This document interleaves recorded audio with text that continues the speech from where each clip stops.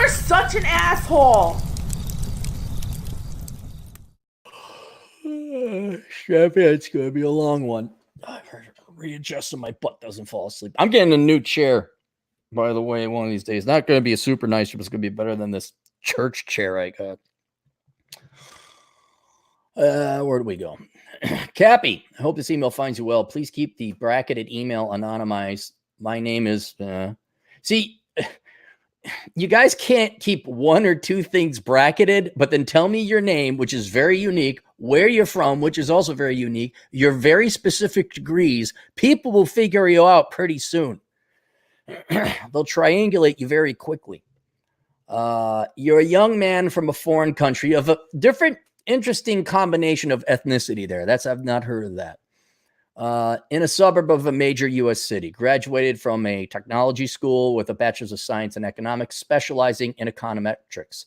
You're self-taught in programs and data and analytical data scientist type of stuff.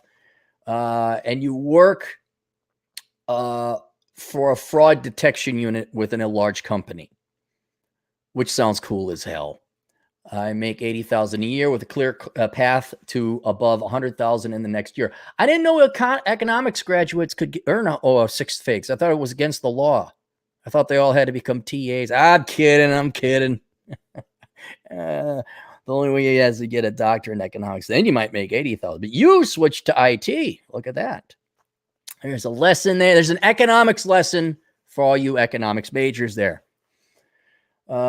I have saved around $30,000 while also paying some of my parents' bill and helping out my sister while she is in school. You are a foreigner. You foreigners need to knock that shit off. Did it dawn on you the reason your countries that you come from suck balls is because your parents constantly live off the kids? Now, technically, that's what we do here in the United States with Social Security.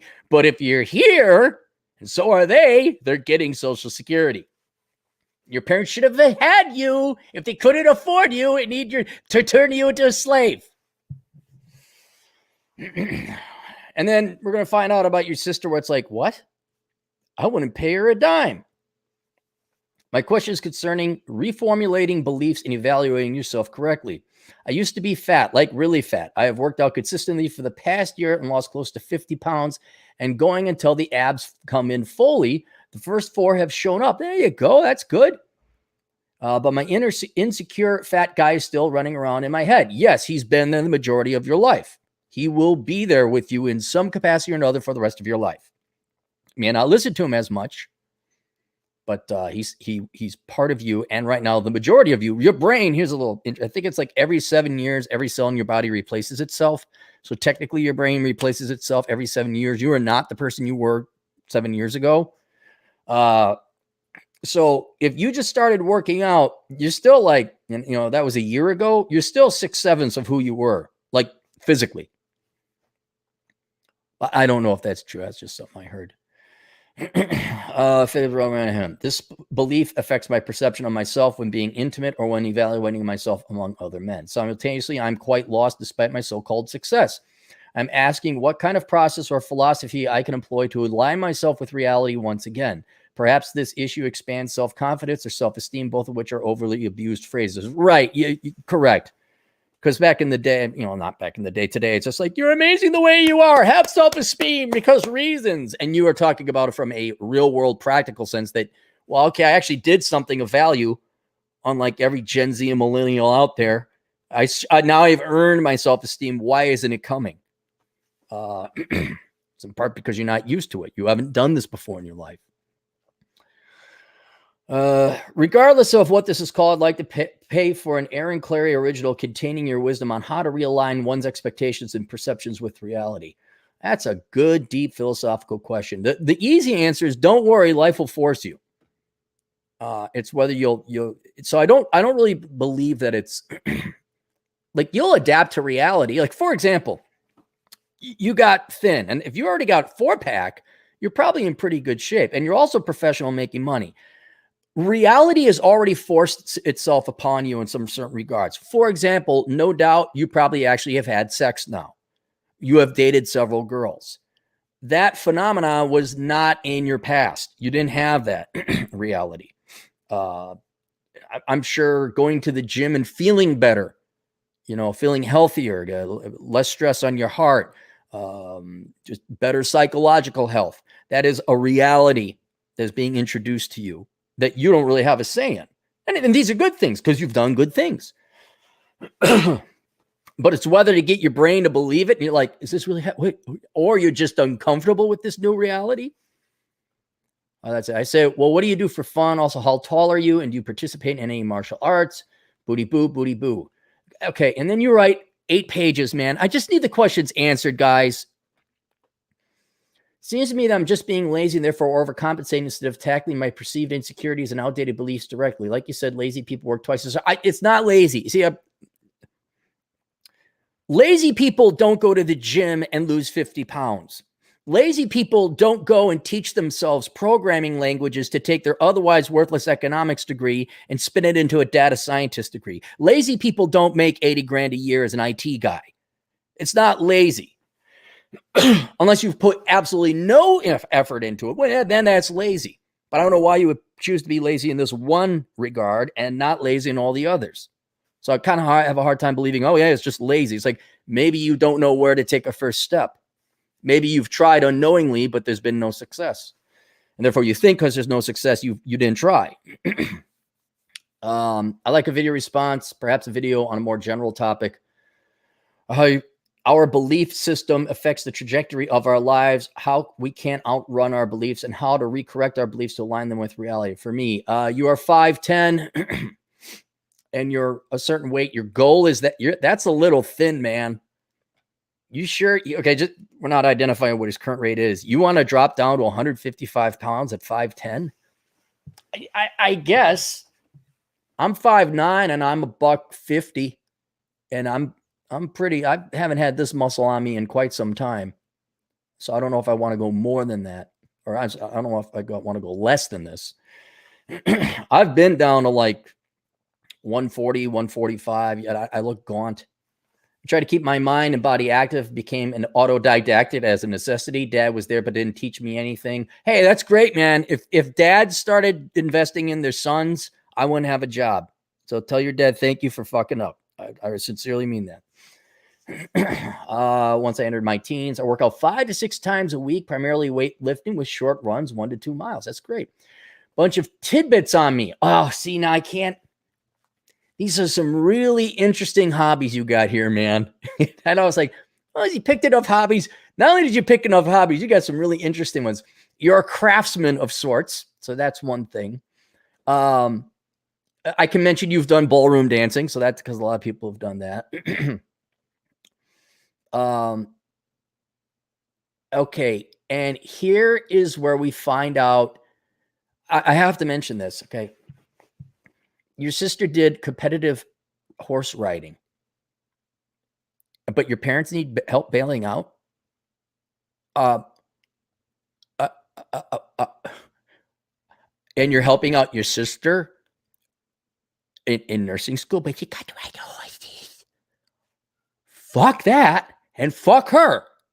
I wouldn't give her a fight. Say, hey, you had your fun when you rode the pretty little horsies, okay? Now get your ass in your nursing program and learn to change out some bedpans and wipe some people's asses.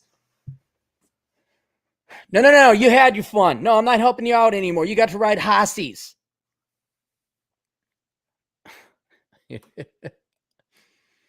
Okay, you've done some really cool traveling, and you worked overseas.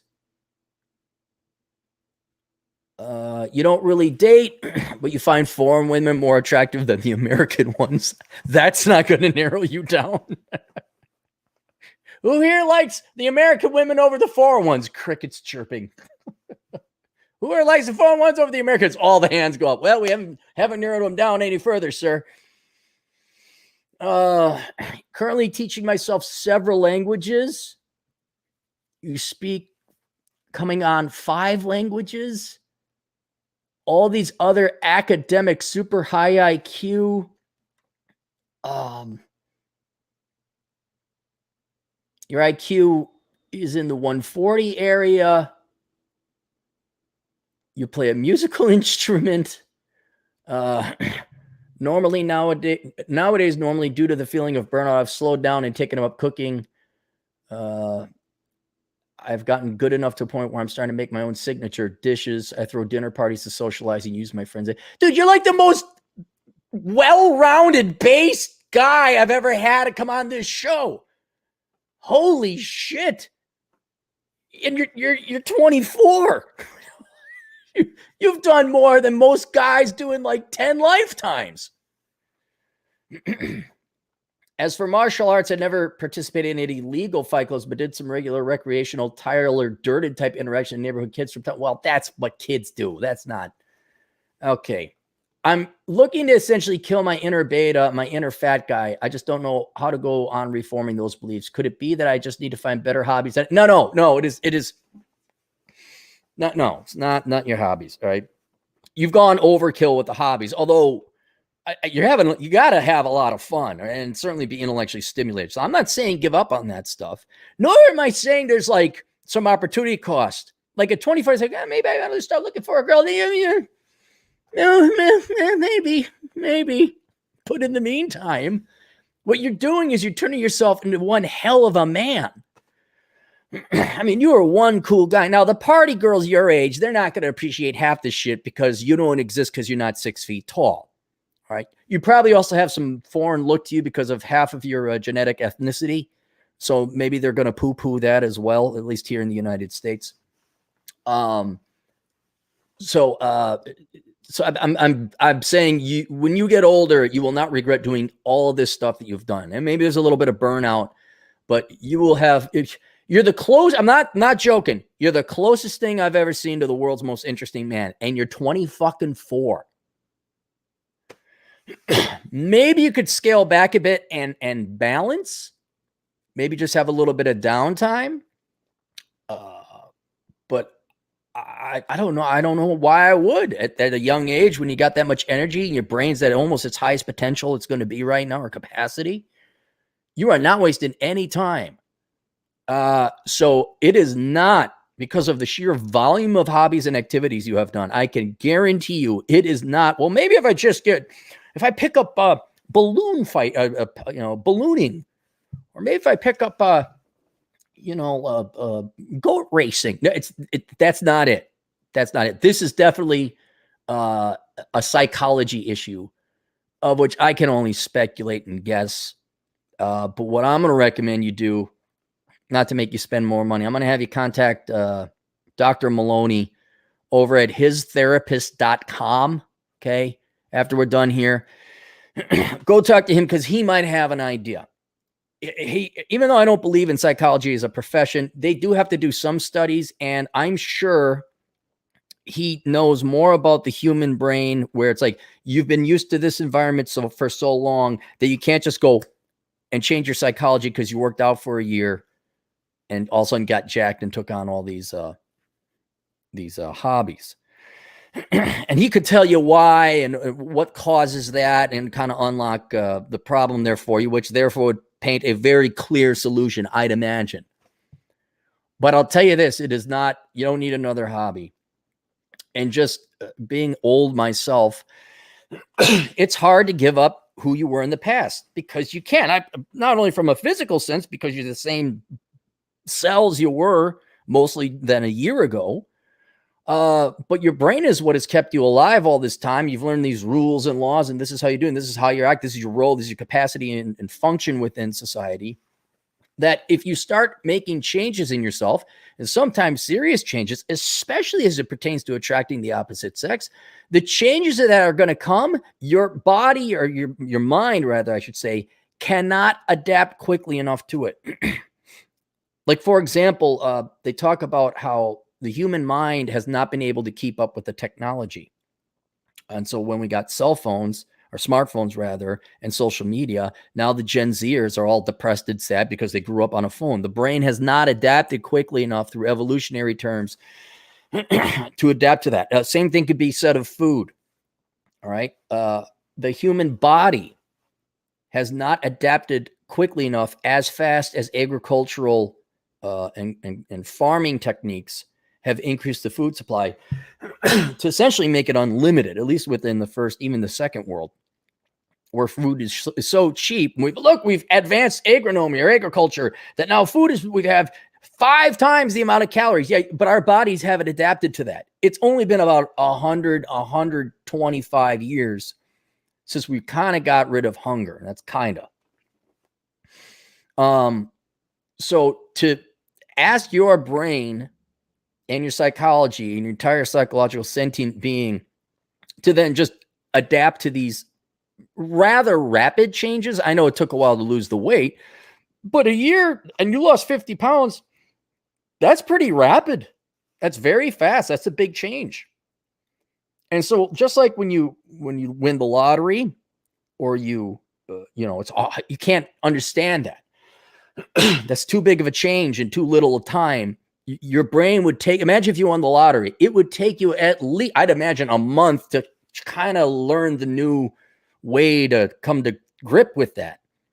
Same thing with when you lose someone, then they die and pass away. There's a mourning process. The brain can't handle that. And so I think it's just going to be time, man. It's just going to be time. And the inner beta and the inner fat guy, how you get rid of that, I don't know. If I know it's going to sound so me, but if you ever picked on as the fat kid or got shot down by the girls back when you're younger, I found anger and revenge. Well, I'll give you another example that goes beyond girls or your youth, although this was in my past. Taking my hatred of all the boomer sacks of shit that lied to me, all these banking wannabes. Well, they weren't wannabes, they were bankers. All these gray-haired assholes that were in charge of banking and finance. You don't understand. I took that anger when I found out that they were lying. I took that anger and hatred and fucking own it. Like now, before there was the term okay boomer, it was pretty well established that I was like, yeah, I'm the Gen Xer that's better than all you boomer fucks. Now sit the fuck down, suck Jack Welch's dick, which none of you guys know. And no, we're not paying attention to you. And when I started doing that, then I started owning them. So then I'd go in as an independent contractor. This is the origins of the 1099. When I could teach dance class or do security, and my boss got lippy with me. I'm like, fuck you and fuck that and da-da-da. That changed, and I became much more accustomed. I went from I would say a supplicant employee, but not a yes man either, but whatever you want. What can I do? Is there science? What am I missing? Tell me, what can I do to make things better? And then when you realize, like, oh, you fucking sacks of shit. And so taking that anger and rage to people that lied to you, violated you, which I guess that's too violent. I don't mean that in a sexual way. Transgressed upon you, treated you like shit, just did bad shit to you in some capacity or another. To take that and say, fuck you assholes, look at me now. Normally, I wouldn't recommend you go to a 10-year high school reunion. You should go to a 10-year high school reunion. just to walk in, grab yourself a hot date, and just and remind yourself of these people. Like, oh yeah, I remember you were a fucking dick to me back in whatever English class. Oh yeah, I remember you tripped me in the hallway that one time. Oh, you're the guy that put the kick me sign on my back, or what? You're the girl that shot me down. Oh, you're the teacher fuck that would never give me above a C because you didn't like me and I could tell. All right. And oh, look at you assholes now. Oh, look at me. Oh, I'm only doing all these things you've done.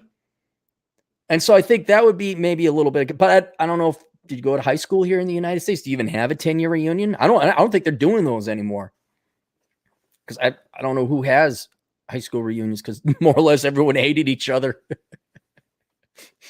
I don't think you can get rid of your psychology overnight like that. I know I've changed my beliefs and perceptions of myself through anger, through revenge, through having the realization that I was right, other people were wrong, and I was lied to. Sometimes it's traumatic events, sometimes good traumatic events, sometimes bad traumatic events. But I remember the handful of traumatic events I had. It wasn't like, boom, I got over it like that. And I'll tell you right now, some of the stuff will never go away. That much I can guarantee you. I can't say a lot because you're going to have to talk to Doc about this. I will forever eat fast. And everybody who knows me and has dinner with me and they all bitch and want to complain about it, guess what, motherfuckers? It's never changing. You all need to eat faster. One guy, he doesn't get pissed, but he said, you could come to dinner, but if you eat like a fucking caveman, you're not allowed. I'm like, I'm going to eat like a caveman. It's not really a choice. I sit there and I try to eat slow. I'm like, why are you fuckers eating? And it's just like, if anything, it's also the food gets cold. I'm like, how can you let your food get cold?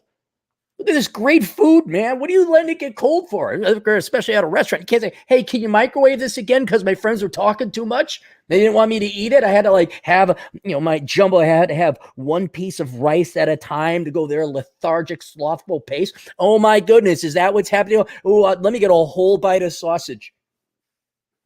So I do know some things will never be, I have a short temper. That's not going away. But if you could get into, this is why I asked about martial arts, where it doesn't sound like you were tortured much as a kid, like bullied or anything like that.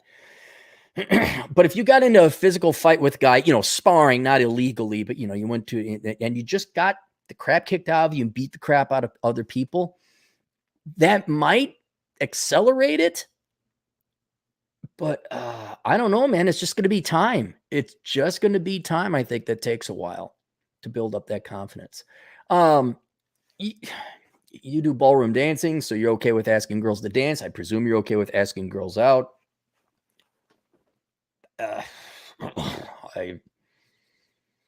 Yeah, man.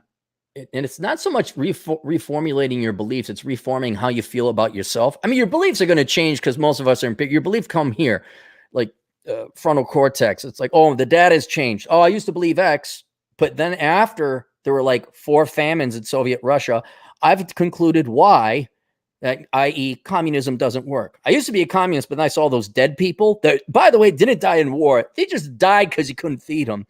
Yeah, I'm gonna go with Ronald Reagan over here. I'm not talking changing your beliefs. So especially with your scientific background, I think that'd be easy for you. It's how you feel about yourself and overcoming your insecurities. Yeah, I don't know.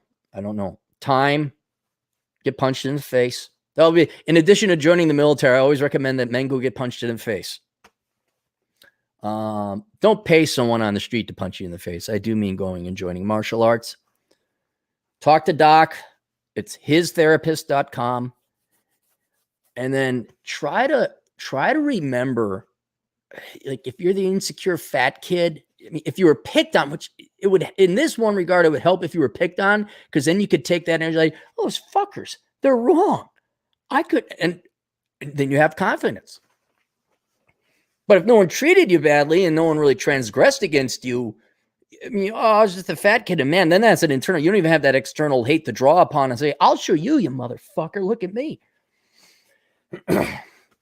Like, what would really get confidence is like you found out that, you were tortured by some guy and you go to your 10-year reunion, you challenge him to an MMA fight and you beat the really shit out of him. That would help, but it doesn't sound like you had any enemies.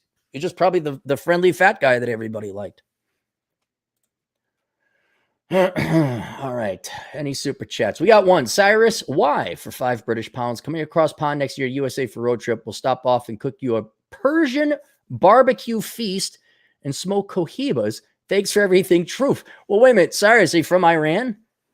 And here's the other thing. I don't know if they're going to have Persian ingredients in South Dakota. You might want to look to see what the local grocery stores have. Although I could be in Chicago or something like that. I might be in Vegas. Depends. I got everything in Vegas 24/7. But yeah, I don't think Chamberlain, South Dakota might have there's not like the local Persian grocery store in town. I'm glad you're visiting. I'm glad we helped out. All right, that's it. Questions, answers, assholeconsulting.com. See you guys later. Toodles.